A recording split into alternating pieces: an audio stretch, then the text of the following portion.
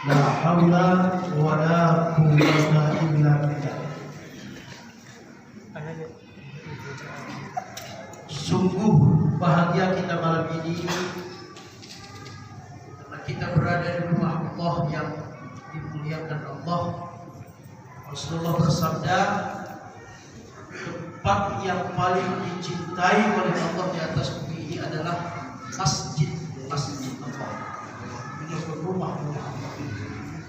Dan sekarang kita sedang berada di tempat yang paling dicintai oleh Allah Subhanahu wa taala. Baru saja kita tunaikan sholat maghrib secara berjamaah diimami oleh Al-Mukarram Ustaz Bukhari alias Age. Mudah-mudahan sholat yang barusan kita tunaikan dan sholat-sholat lain yang sudah kita tunaikan seluruhnya diterima oleh Allah Subhanahu wa taala.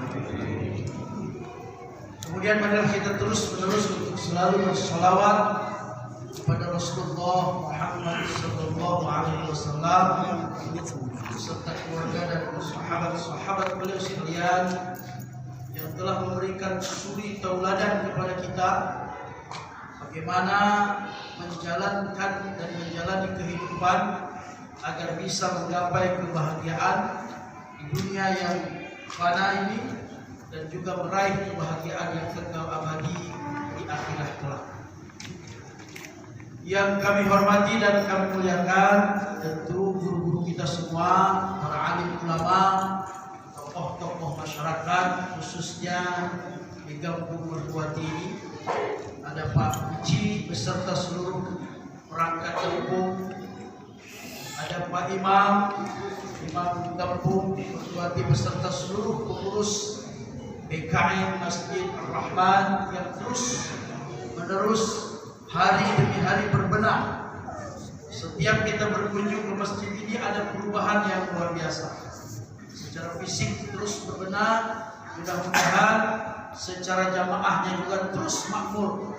Karena memang Masjid Ar-Rahman ini salah satu masjid yang sangat strategis. Banyak barangkali saudara-saudara kita kaum muslimin muslimat yang berbelanja di Pasar Aceh, ketika azan berkumandang nggak tahu kemana ke Masjid Raya. Sekarang orang udah malas karena dari tempat parkir, tempat wudhu ke tempat sholat jauh.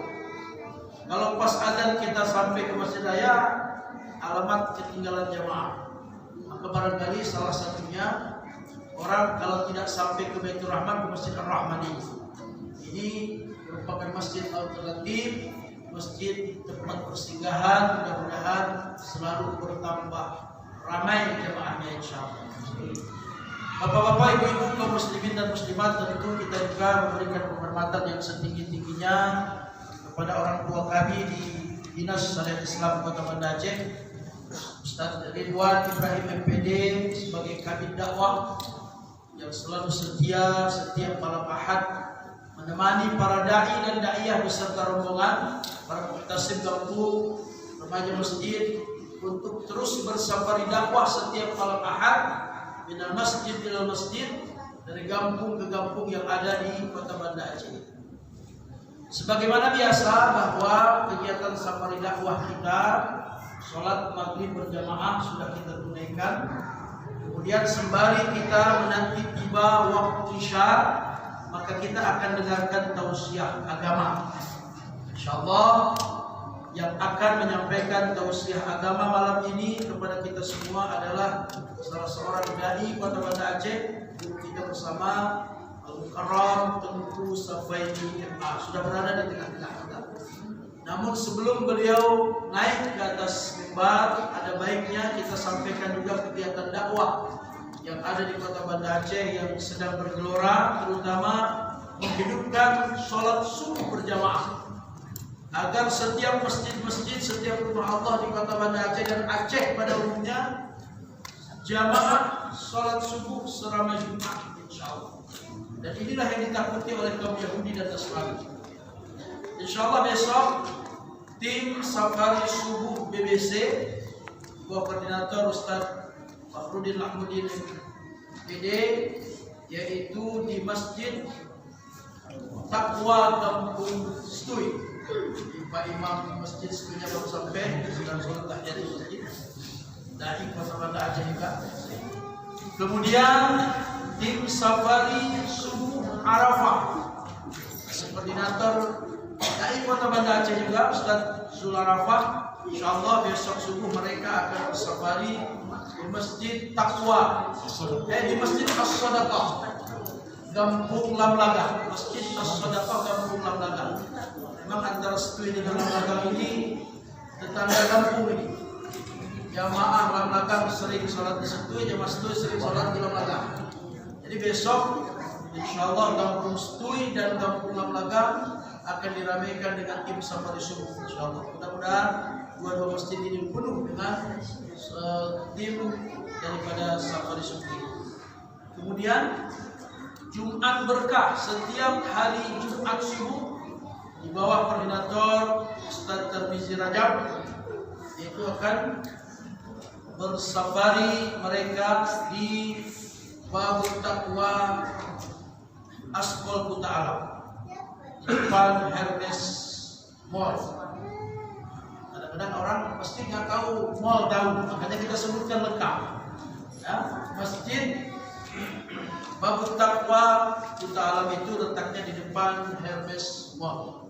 Kemudian suling subuh keliling, yaitu setiap Sabtu subuh, koordinator Ustaz Ibnu Sa'dan, yaitu akan bersuling subuh keliling di Masjid Babut Taqwa Mapolda. Ya, ini dua-dua di Babut Taqwa, satu di Asmol Kuta Alam, satu lagi di Mabes Polda Cilike. Kemudian tidak kalah pentingnya untuk kita ingat, insyaallah malam Ahad depan. Malam Ahad depan safari dakwah kita insyaallah kita agak jauh sedikit, yaitu di Masjid KL, tapi bukan Kuala Lumpur, di Masjid Haji Kecil Lemi insyaallah di Kecamatan Bata. Mudah-mudahan kita malam Ahad depan bisa bersama-sama menuju masjid yang sekarang alhamdulillah ratingnya barangkali sedang naik, baik dalam acara pernikahan dan lain-lain, yaitu Masjid Haji Kecil Lemi di Lamsebul, Kampung Lamsebul, Kecamatan Bata. Demikian barangkali informasi dakwah sepekan ke depan, dan banyak sebenarnya yang lain-lain, tapi tidak mungkin kita sampaikan semuanya, nanti tergeruslah waktu penceramah. Maka kepada Al-Mukarram tentu sampai di MA waktu dan tempat kami persilahkan sepanjang-panjangnya sampai waktu Isya. Sepanjang-panjangnya sampai waktu Isya. Kepada Al-Mukarram waktu dan tempat kami persilahkan.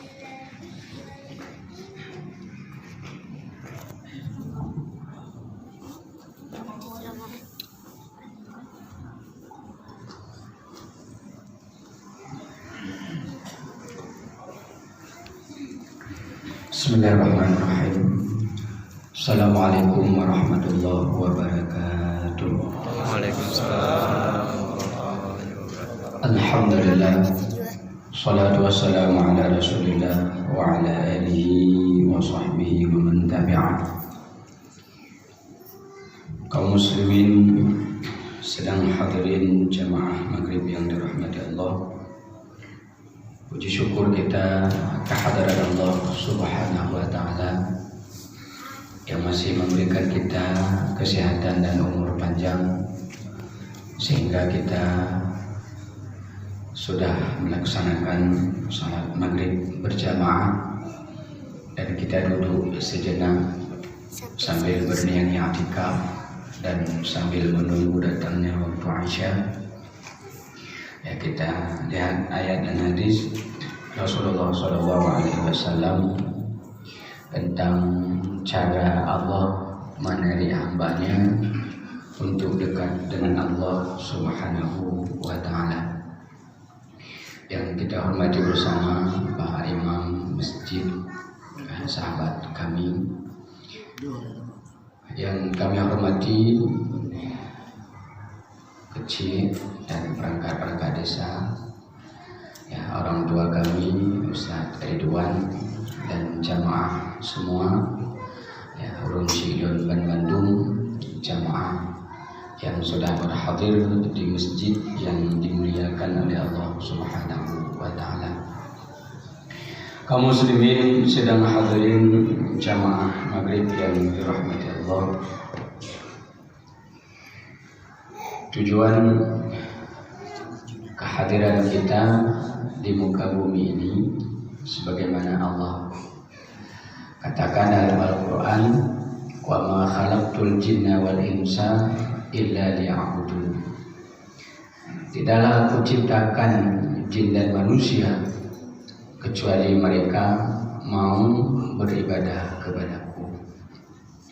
Tujuan kehadiran kita untuk beribadah kepada Allah, itu dasarnya.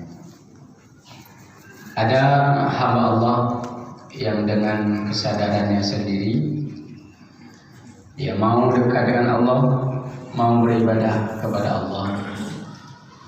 Ada juga hamba Allah tidak tahu menahu, yang penting dunianya tercapai, keinginannya tercapai, tapi tidak pernah ingat, tidak pernah beribadah, tidak pernah mengabdi kepada Allah Subhanahu wa Ta'ala. Maka hamba itu menurut Rasulullah ada dua macam. Ada hamba yang dicintai oleh Allah, ada hamba yang dibenci oleh Allah. Dalam hadis Bukhari, dalam hadis sahih, Rasulullah bersabda, "Innallaha yu'ti dunya liman yuhibbu wa man la yuhibbu." Allah memberikan dunia, memberikan materi, memberikan kekayaan kepada orang yang Allah cintai, juga kepada orang yang Allah benci. Wala yu'til iman, dan Allah tidak memberikan iman dan taat kecuali illa ma yuhibbu, kecuali kepada orang-orang yang Allah cintai. Maka orang-orang kaya jangan merasa senang hati dulu.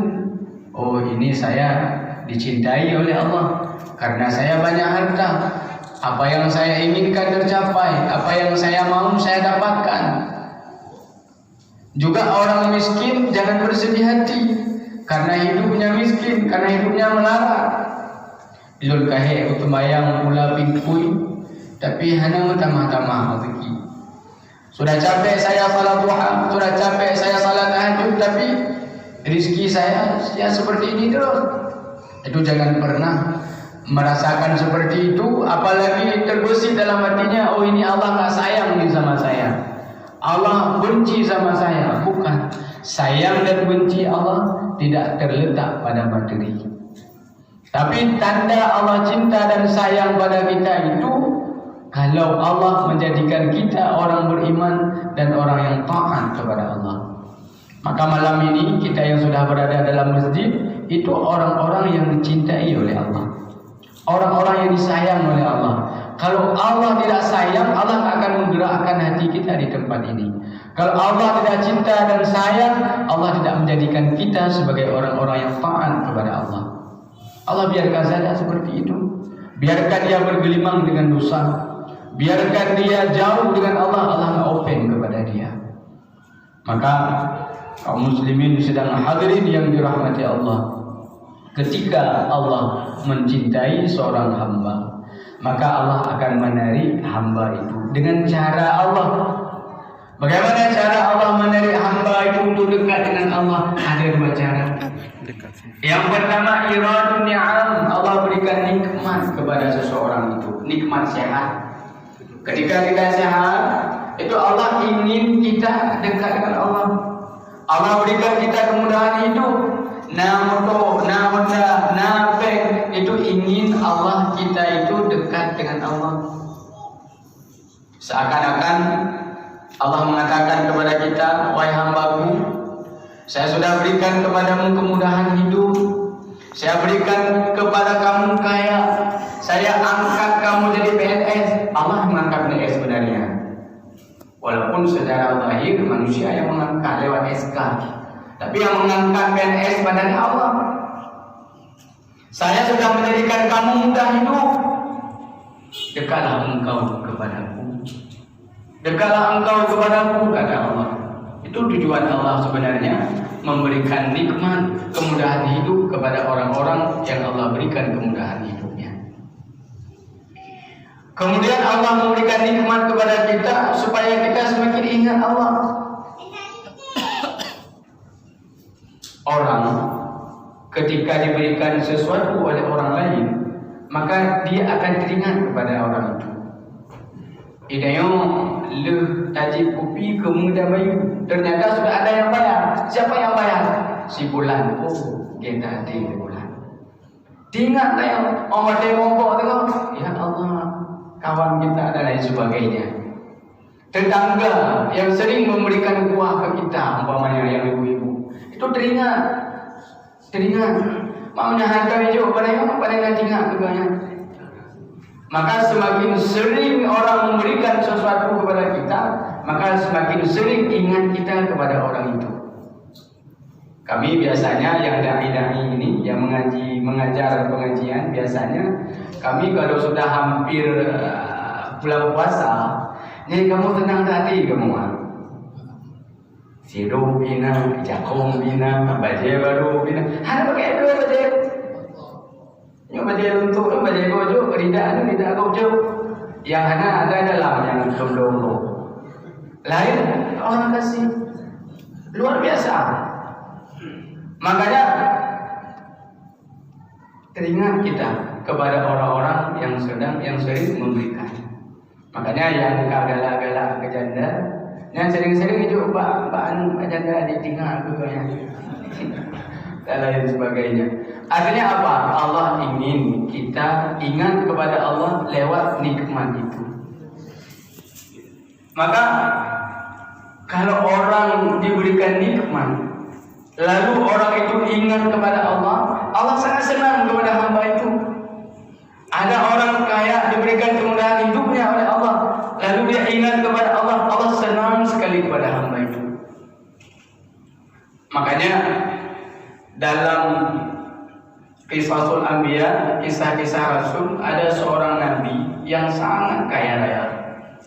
Dalam Al-Quran beliau dipuji oleh Allah. Wa wahabna li Dawuda Sulaiman ni'mal 'abdu innahu awwab. Kami anugerahi kepada Daud anaknya bernama Sulaiman. Ni'mal 'abdu, kalau ni'ma itu af'alul madah, fi'il madah, fi'il puji. Itu kalau kita belajar tentang, kalau disebut ni'ma itu berarti sebaik-baik hamba, itulah Sulaiman. Karena Sulaiman itu awwab. Mana awwab? Kalau salat namanya salat awwabin, antara maghrib dan isya. Artinya sangat banyak ingatnya kepada Allah, sangat banyak sebutnya kepada Allah.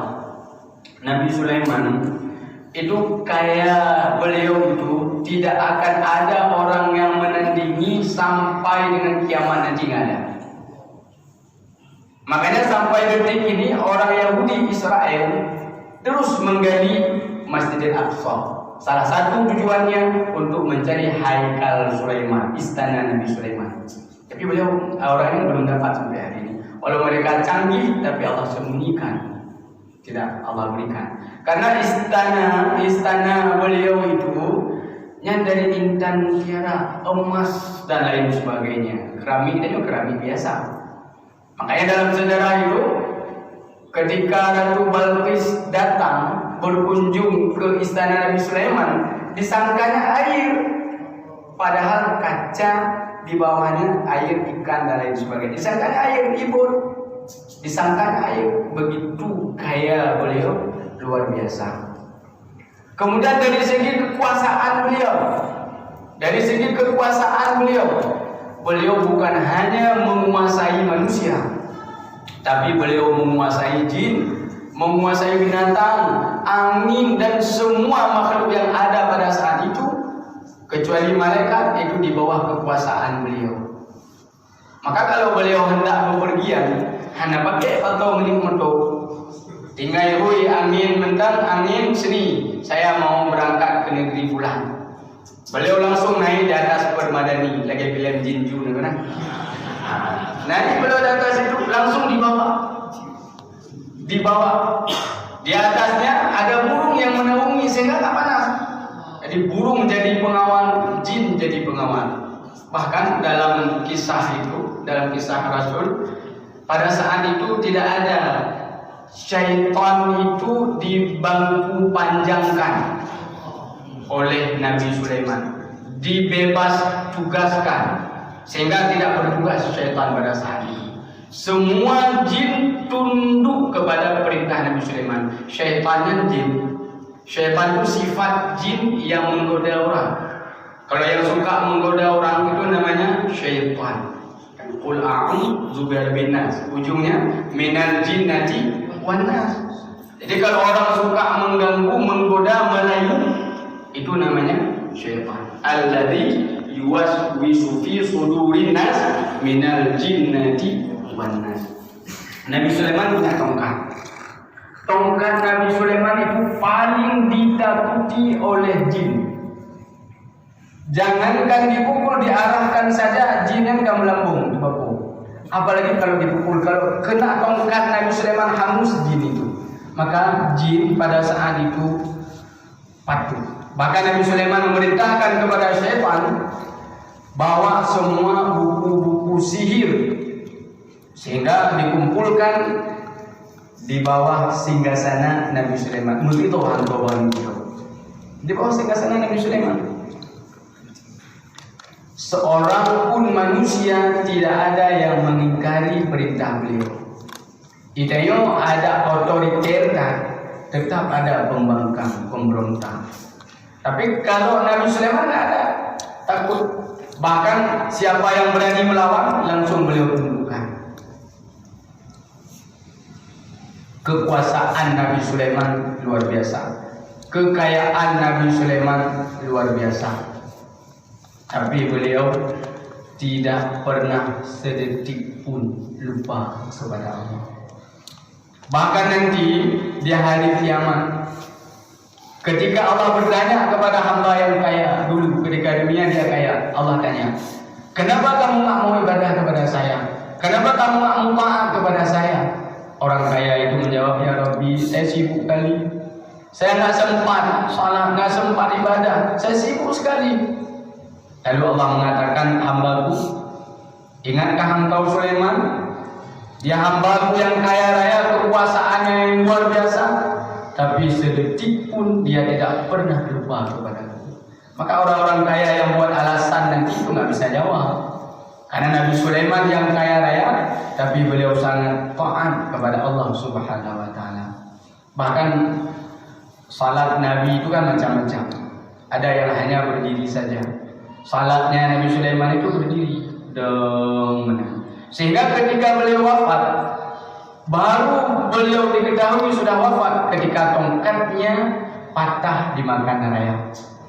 Jadi jin, manusia, orang tegayu bekerja di Nabi Sulaiman mesti Tuhan tu benda. Siang malam terus bekerja. Demikian Nabi Sulaiman macam dia. Sedang menahan mata dulu, sedang menahan. Karena Nabi kan tidak busuk badannya. Ketika lama baru beliau jatuh. Beliau jatuh. Ikut dia jin. Ada awal dah terburu mati bukan tak Mahana ada pun meninggal. Aku menang lagi dayo na atasan bawahan. Pada atasan bawahannya ada view yang kerja. Kerja terus. Pada atasan kang lebih dua kali 5 pi. Jadi luar biasa kekuasaan Nabi Sulaiman, tapi beliau sedetik pun tidak pernah lupa kepada Allah. Maka dipuji oleh Allah dalam Al-Quran, ni'mal 'abdu innahu awwab. Sebaik-baik hamba itulah Sulaiman, karena dengan kekayaan yang luar biasa, tapi dia tetap memperbanyak ibadah kepadaku. Itu yang pertama, iradun ni'am. Allah memberikan nikmat kepada kita supaya kita semakin mudah dekat dengan Allah. Maka ibadah orang kaya itu lebih kepada memperbanyak sedekah. Selain dari memperbanyak ibadah, tidak banyak waktu dan lain sebagainya, maka beliau itu harus memperbanyak sedekah. Nah, makanya ketika Allah memberikan nikmat kepada kita, itu tandanya supaya kita semakin dekat dengan Allah. Ada salah seorang ulama saleh, beliau diberikan kekayaan oleh Allah Ta'ala. Jadi ulama itu bukan nggak boleh kaya, ya Ustaz Ridwan, umpamanya boleh kaya, nggak masalah. Tapi yang penting jangan lupa kekayaan oleh Allah. Semakin bertambah kekayaannya, beliau semakin kuat nangisnya kepada Allah. Sampai dalam salah satu munajatnya, ya Rabbi, Engkau terus memberikan nikmat kepada saya. Saya khawatir ya Rabbi, janganlah nikmat yang Engkau berikan ini menghalangi saya untuk dekat denganmu. Jangan Engkau jauhkan saya dengan nikmat yang Engkau berikan kepada saya. Beliau menangis ketika dapat uang. Idanya utama oleh anak bank. Ketika nggak ada duit, tumpah dia utama. Beliau menangis ketika dapat duit. Idanya macam ada mungkin nanti, karena pengen nyukai dia tajak Singapura dan lain sebagainya. Pokoknya apa yang kamu dah malu pengkai ume. Semakin banyak duit dapat, semakin jauh arah mainnya. Nyana peng ngomong. Ketika ada duit, jauh ke mainnya. Nah, jadi ya, begitulah Allah ingin hamba itu dekat dengan Allah. Kemudian yang kedua, inzalul masaib fi badanihi aw malihi. Allah timpakan musibah pada badannya atau pada hartanya. Cara Allah kedua menaiki hambanya. Biasanya kita kalau sudah sakit, biasanya sudah dekat dengan Allah. Bahkan pada sakit Allah punya boleh dunia Allah anu dengar ini lumayan. Menanggap boleh kedua loh. Ketika kita ditekan oleh orang, ketika kita diancam oleh orang, kita semakin dekat dengan Allah. Maka ketika kita sakit itu bukan maknanya Allah benci pada kita. Awal dari mana kolesterol, anak darah tinggi dan segala macam tiba-tiba karena tujuannya apa? Supaya kita semakin dekat dengan Allah. Apalagi ke dokter, Bu, sudah sebulan kami rawat. Ibu pulang saja di rumah, istirahat saja di rumah. Alah ikut dokter, anak tadi meninggal. Anak ubat ni, mana ikut dokter menjaga kode etik. Meni bukan wadahnya cuma ni. Bu, ibu kan lumpuh, saraf. Ibu kayaknya nggak lama lagi, Bu. Banyak-banyak istighfar, Bu ya. Banyak-banyak zikir, Bu ya. Nah, ini bukan. Tapi begitu kita merasakan kita sakit, maka kita semakin dekat dengan Allah Subhanahu wa taala. Nabi Ayub dipuji dalam Al-Qur'an. Yang pertama, Nabi yang diberikan kekayaan, beliau ingat kepada Allah, Nabi Sulaiman.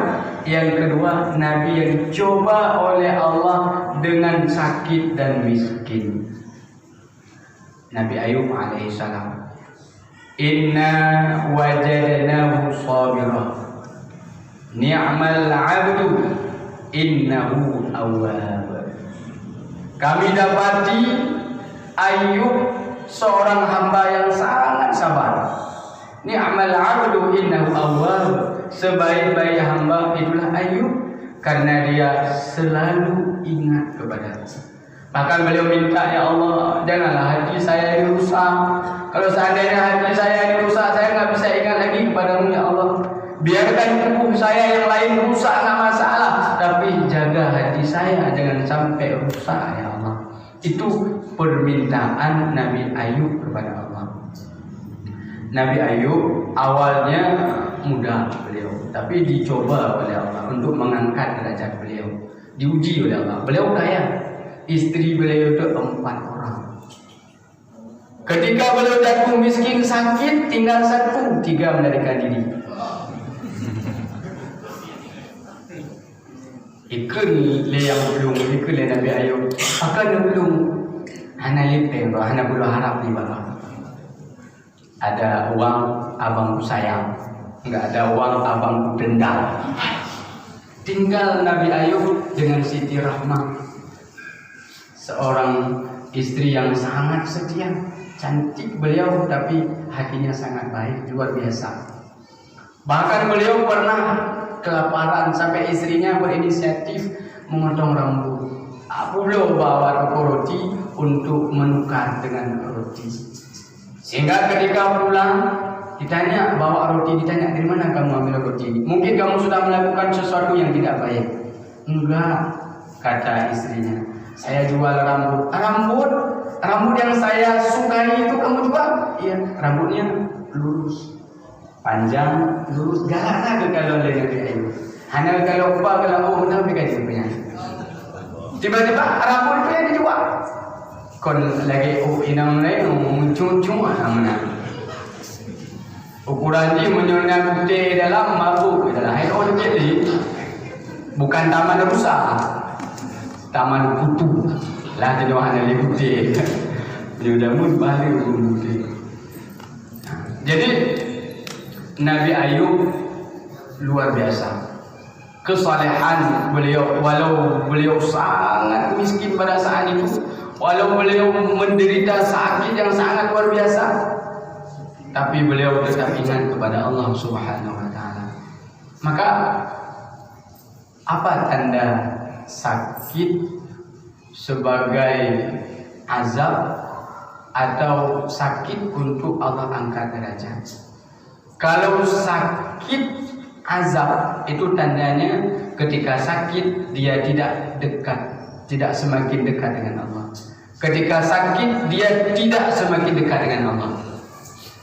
Sakit yang diangkat derajatnya oleh Allah, ketika dia sakit dia sabar, dia tetap ingat kepada Allah Subhanahu wa taala.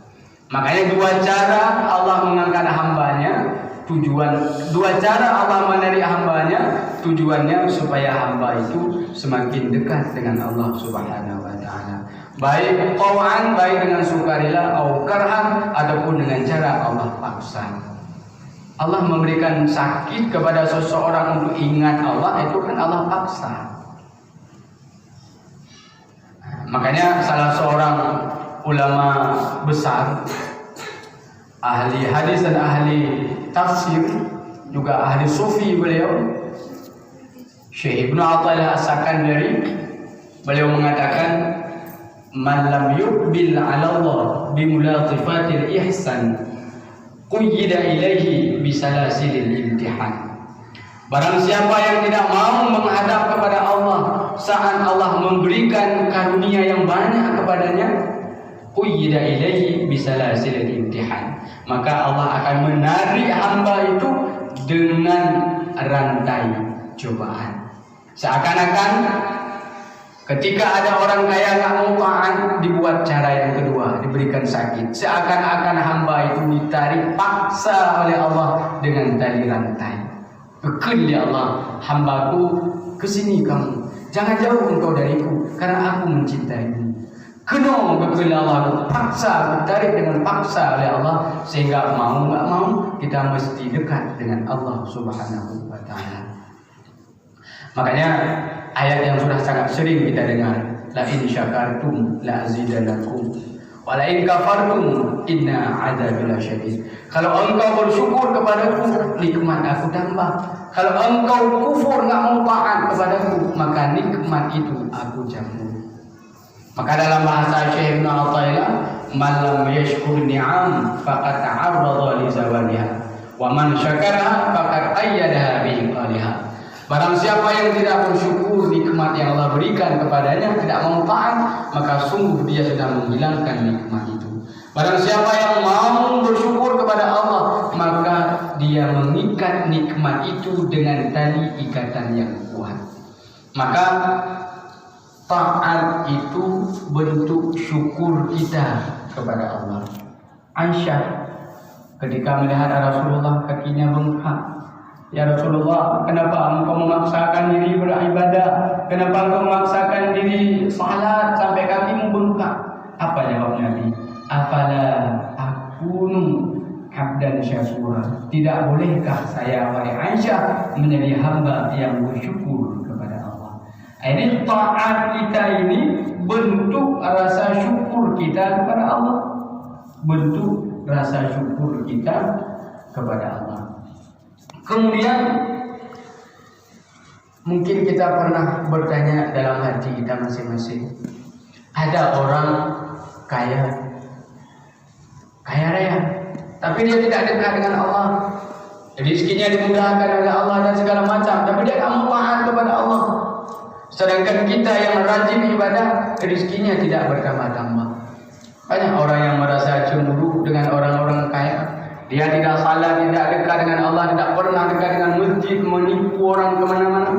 Tapi dia diberikan kemudahan oleh Allah Ta'ala dalam bidang dunianya. Maka Syekh Ibn Athaillah mengatakan, mengingatkan kepada kita, khaf min wujudi ihsanihi ilaika wa dawimi isa'atika ayyakuna zalika istidrajan. Takutlah kamu ketika banyak nikmat yang Allah anugerahkan kepadamu, sementara dosamu sangat-sangat banyak kepada Allah. Takutlah bahwa itu adalah istidraj. Sanastadrijuhum min haitsu la ya'lamun. Kami akan istidrajkan mereka dari jalan yang tidak mereka sangka-sangka. Istidraj itu, Ustaz, saya senang dengan materi Ustaz Ridwan istidraj itu, tapi beliau nggak mau kasih rahasia ke saya. Apa istilah yang sangat bagus itu? Jadi istidraj itu dulu ada film si Pitung, Sengsara Membawa Nikmat. Sengsara membawa nikmat. Ini nikmat yang membawa sengsara, itu istidraj.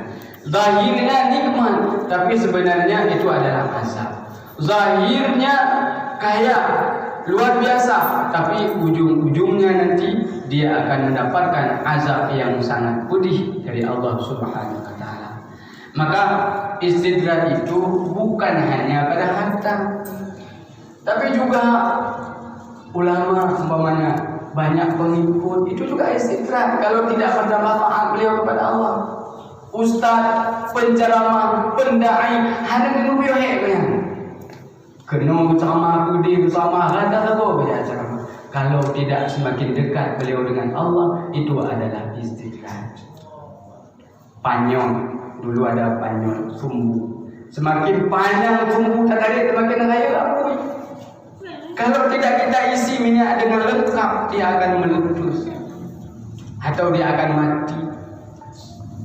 Di depan cahayanya terang, tapi di dalamnya kosong karena tidak dibarengi dengan ketaatan kepada Allah Subhanahu wa Ta'ala.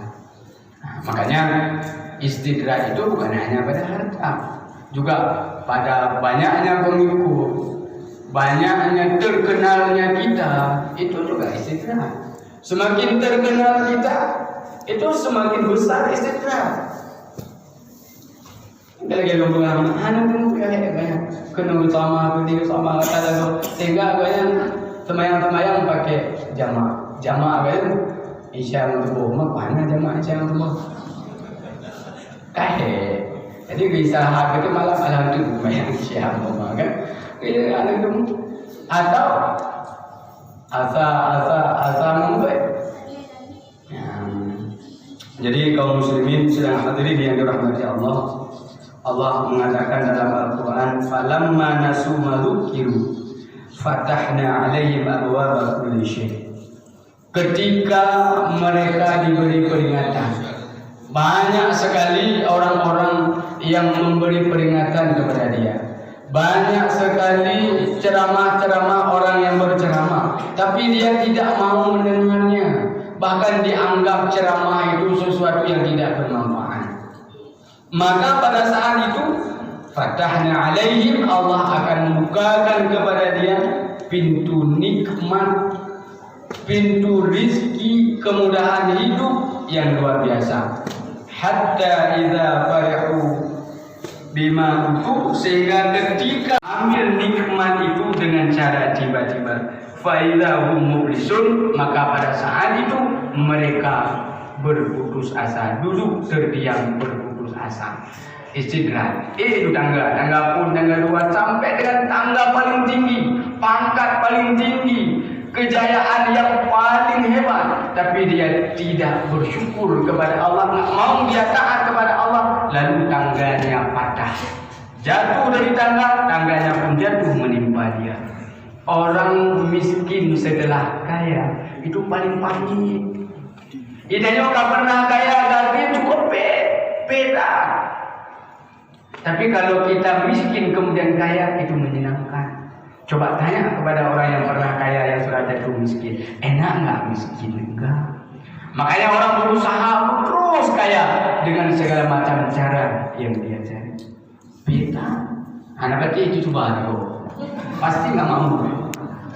Pasti enggak mau. Orang kalau sudah senang, enggak mau dia susah. Kalau sudah kaya, enggak mau dia miskin. Maka yang terakhir, Allah mengingatkan kita, orang-orang wala yahsabanna alladziina kafaru annama numli lahum khairul li anfusihim. Jangan kalian sangka orang-orang kafir, orang-orang yang kufur nikmat yang kami berikan, nikmat yang luar biasa. Jangan pikir azab tidak kami berikan baik bagi mereka, tidak. Hanya jujur cobaan Allah Taala kemapanan, tenang. Jangan berpikir seperti itu. Innama numli lahum liyazdadu isman walahum adzabun muhin. Kami tangguhkan azab kepada mereka supaya mereka bertambah-tambah dosanya. Ketika bertambah dosa, banyaklah azab yang akan mereka dapatkan nanti di hari akhirat.